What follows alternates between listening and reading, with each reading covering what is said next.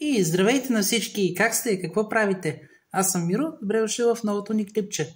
Честит 8 март на всички дами, на всички жени и майки и на всички баби и прабаби, както и въобще на всички дами честит празник. Пожелавам ви да сте много здрави, много щастливи и все така усмихнати. И така, сега ще ви разкажа набързо какво се случи днес. Сутринта, около 7:20, отивам да пия кафе и в еуфорията вече тръгвам за Битака. Обаче реших да повървя малко пеш, тъй като изтървах единият автобус. След което, понеже много ми се искаше да хвана автобус, аз обаче бях малко закъснял, повървях пеш и стигнах до спирката, където спира трамвай номер 4 и тая Хемштедер штрасе. И реших да изчакам. След което изчаках и направо хванах Штрасебан 2, което ходи към Битака. На пристигане значи точно на 5 метра от входа на Битака една кола щеше да ме блъсне. Толкова безотговорен шофьор. Значи изчаках. Казах, викам си какво ще да става. Изчаках да намали, защото той, понеже светофара не работеше и свети само червено. А той по принцип се свети и зелено, когато мине кола, но обаче този въпросният човек не ме изчака да пресека. Аз направо тръгнах и не щеш ли за малко да ме блъсне.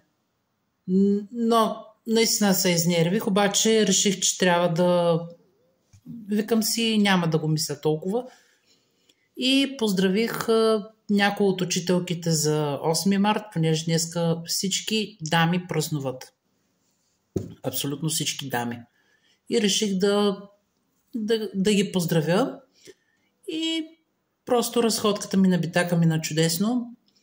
Само с изключение на това, че щеше да ме отнесе някоя кола. По чудо спасих своя живот. Ако ме беше блъснала колата, сега нямаше да снимам видео и нямаше да съм жив. Но, благодарение на Господ, успях да запазя спокойствие и веднага пресяках. А онзи шофьор, не увидях номера на колата, но беше така битна с алармата. Аз докато успея да пресека, той понеже не внимаваше много къде кара, ама поне успях да си опазя живота, опазил ма Господ. Така, времето днеска е чудесно. Наистина, истинска пролет. Доколкото разбрах, 17 градуса днеска щяло да бъде. Другата седмица го дават малко по-студено, но съм сигурен, че пролета е вече наблизо и тя чука на вратата. Между другото, пролета е почти като лятото. Спомням си случай, в който един път през април стана направо 30 градуса и беше много топло. Това няма да го забравя, беше 2018 година. Март месец същата година имаше сняг, беше паднал до към минус 10 градуса и със всеки изминал ден снега се топеше се и накрая, като стана април месец, температурите се дигнаха направо на 30 градуса. Това беше преди 7 години.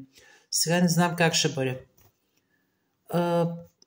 За рожденият ми ден още не съм измислил, тъй като ми остана само точно един месец и един ден, докато се планират всичките неща. И да ви кажа, добре се чувствам като цяло, нямам проблеми, само дето тая кола щеше да ме отнесе. Обаче опазил ме Господ, това не се случи, защото аз, въпреки че този отвратителният шофьор щеше да ме пусне, аз запазих спокойствие. И реших да си задействам нещата такива каквито са. Така. Пожелавам ви един хубав ден, изпълнен с добро настроение. Сега ще кача това видео. Ако ви е харесало, дайте палец нагоре и се абонирайте за канала, за да получавате известия, когато кача ново видео. Чао, чао! Ще се видим в някои от другите ни клипове.